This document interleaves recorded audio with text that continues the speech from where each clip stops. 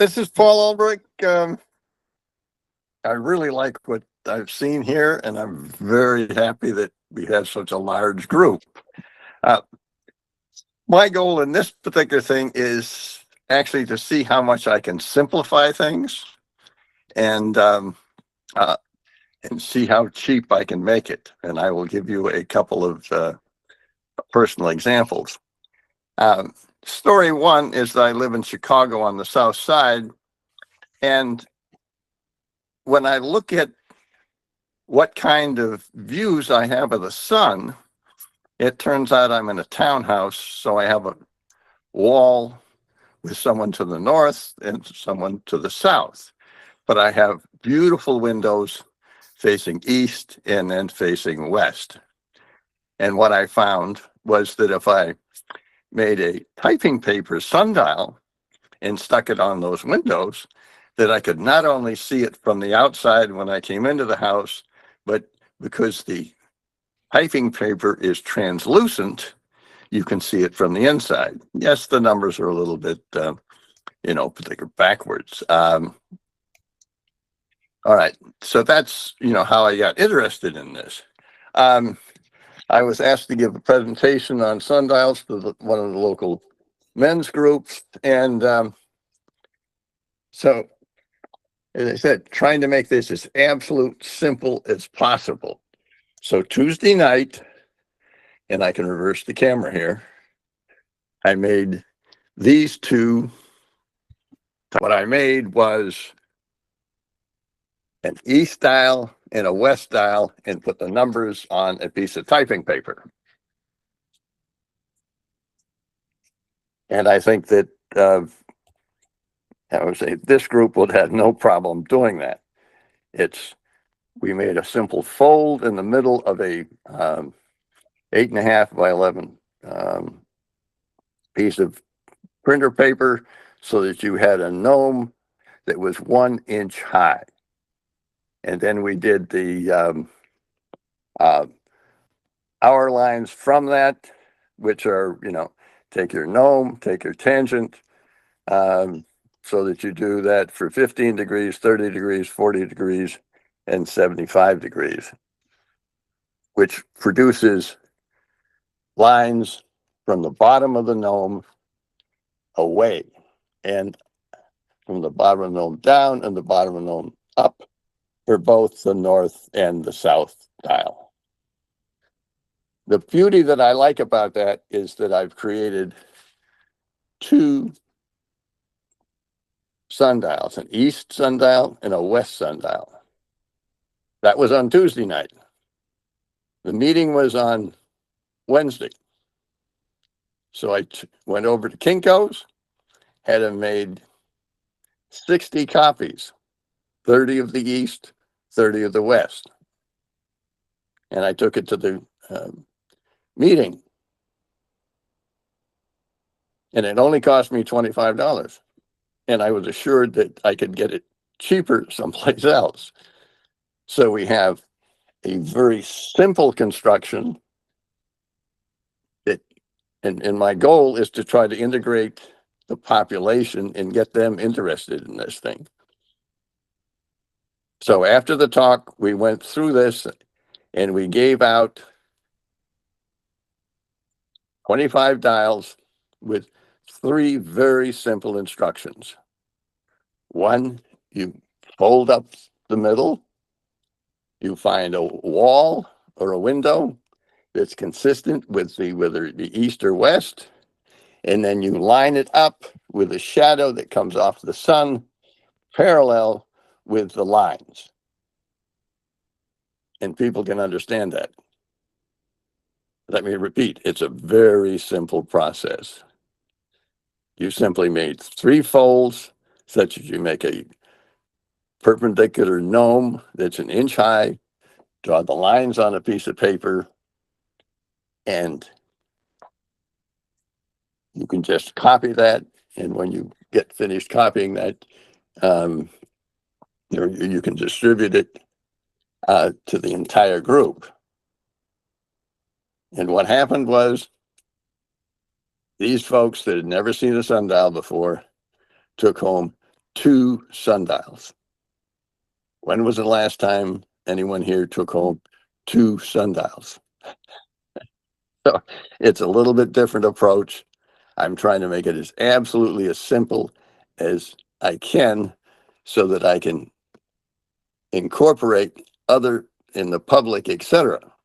Because as much as this group and myself just love sundials and all the complexity, it's a barrier to get people into the and thinking that they can do it. And when I'm showing them, they can make a sundial. Maybe not, but all they do have to do is 3 folds, and they can stick it on the particular wall or the window. And that's a very simple presentation. And now I'm interested in comments.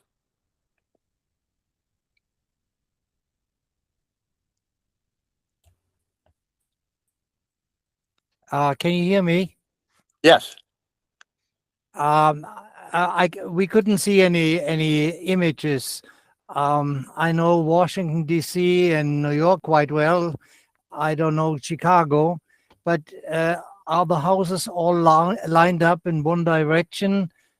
Because Yes. if you change, okay, that's because otherwise, if you change location, you have different hour lines. I mean, not just moving the gnomon, but I mean, if you have a fixed print, it must be the same east and west window. That is correct. You need a direct east so and a direct west.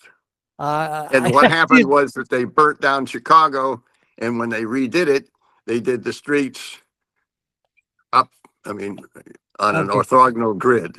Yeah, I had a similar idea.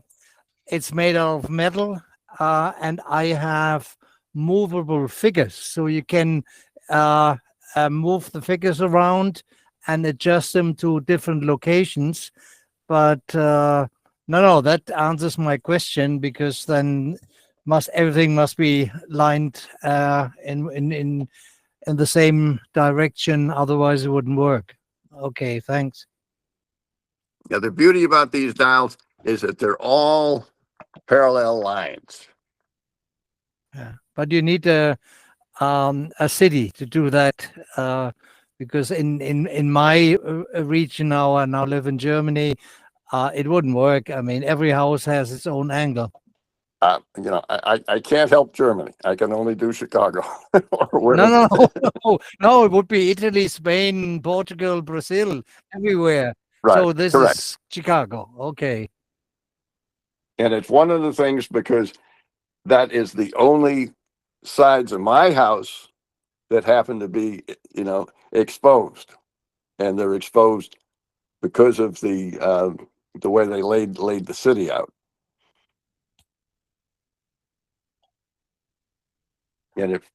And do you have any problems during the year concerning the height of the sun? I mean, in my location, I have the deepest high point at 16 degrees and the highest at 60. So during the year, a lot of obstacles come into in the way. So you must have also some open space. Doesn't? Well, correct. Yes. I mean, these, if you're paying for 2 dials for less than a dollar, you're probably not going to expect an atomic clock, right? But it gives you an introduction. This can be done by children. It can be done by other, individuals in introduction. I think that one of the things that would be very helpful to spread, how would you say, the religion of sundials to the world is to make it a little bit simpler so that we can talk to them and actually give them the opportunity to do something of an interaction. Personal opinion. Una forma sencilla y práctica de trasladar la mnemónica a las personas de tu entorno. Yo lo valoro. I don't have my interpreter on. Perfecto. ¿Algún comentario más por parte de alguien? Maybe just one thing to add. When I put up my different sundials on the house, a lot of people had trouble understanding what the sundial is showing. The first thing is a lot of people stupid enough to not recognize that we have a summertime and a wintertime. So that shouldn't be too difficult to understand. But then it's also a difference whether you show the local time or a standard time, Middle European time in our case. So that is at 15 degrees longitude. I'm at 8 degrees longitude. But the most difficult part is the equitation of time. I don't know how it is on your place, but it's 15 minutes on either side. And so what I did is I made a little brochure, and when people stand before my house, before I bother with a lot of explanations, I give them a brochure to understand why there is a difference. Always saying that's important. What you see on the sundial is the correct time, and standard time is a different thing. It's an artificial standardized time. You know, I represented this natural time, and we're not trying to beat, daylight saving time. We're not trying to do this other stuff. You've got a very, very simple dial that goes by solar time, that it was historically what people did until, 1880 or something like this, when the trains started running over each other. All I'm saying is this gives the audience the ability to take home a dial and play with it. I can assure you that my friends, when they took it home initially, they didn't understand it. They had no comprehension of what was going on. The other thing that I thought was very interesting is if you take that dial out, these dials should be calibrated by latitude. And it turns out that if you take the shadow that comes off the gnome there and line it up absolutely parallel, you'll be at that latitude.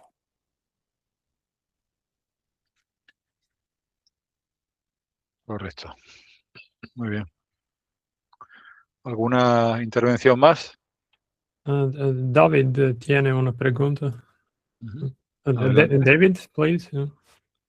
Yeah, one quick question, and I'm sorry to be off topic, but how did you grow that meridian line beard? They didn't allow beards in medical school. So I just let my sideburns grow and never attached them in the middle. And it wasn't until after I retired that I did the mustache. Congratulations. Right. Muy bien. También hay tiempo para el humor en mnemónica.